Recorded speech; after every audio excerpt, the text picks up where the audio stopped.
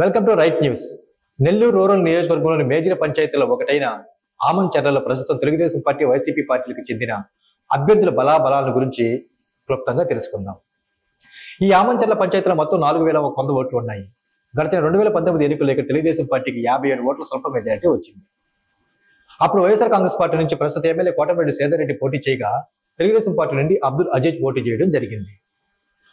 అంతటి జగన్ ప్రపంచంలో కూడా ఇక్కడ తెలుగుదేశం పార్టీకి స్వల్ప ఆధిక్యత వచ్చిందంటే ఈ పంచాయతీ స్వతహాగా తెలుగుదేశం పార్టీకి కంచుకోటగానే చెప్పుకోవచ్చు.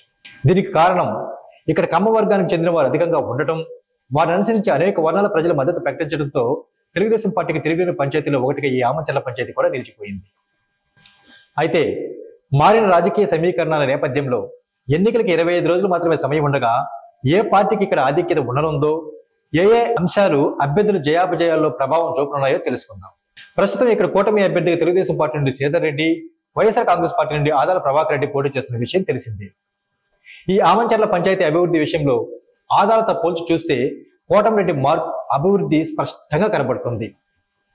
సచివాలయాల నిర్మాణం, RBK, YSR health village clinic, CC రోడ్లు, సైడ్ డ్రైన్స్, కొత్తగా వెలిసిన జగనన్న కాలనీకి డ్రింకింగ్ వాటర్, కరెంటు సౌకర్యం కల్పించడమే కాకుండా తన సొంత నిధులతో 6 దేవాలయాలకు ఆర్థిక సాయం అందించి, కొంతమంది రోగగ్రస్తులకు వైద్య సాయం అందించి ఈ పంచాయతీ ప్రజల గుండెల్లో సుస్థిరమైన స్థానాన్ని స్థిరం చేసుకున్నాడు కోటమిరెడ్డి సేదర్ రెడ్డి.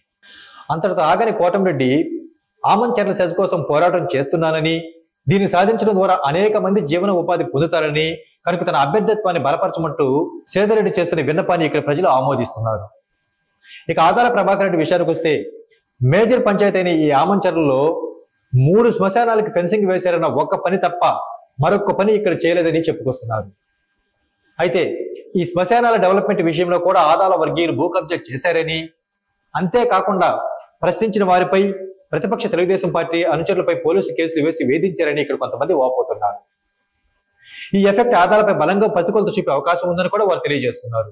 ఫైనల్ గా ఆమంచర్ల ప్రజల మనసులో మా రైట్ న్యూస్ తెలుసుకున్న సమాచారం ప్రకారం ఏముందంటే, ఎంతో అభివృద్ధి చేయటమే కాకుండా సొంత నిధులతో అనేకులను ఆదుకున్నాడని, నిరంతరం అందుబాటులో ఉంటూ తమ సమస్యలపై పోరాడుతూ ప్రత్యేకించి ఆమంచర్ల సెజ్ కోసం పోరాడుతున్నాడు కాబట్టి మా అందరి మద్దతు తెలుగుదేశం పార్టీ అభ్యర్థి కోటమిరెడ్డి సేదర్ రెడ్డికేనంటూ తమ అభిప్రాయాన్ని వ్యక్తం చేస్తున్నారు ఆమంచర్ల ప్రజలు.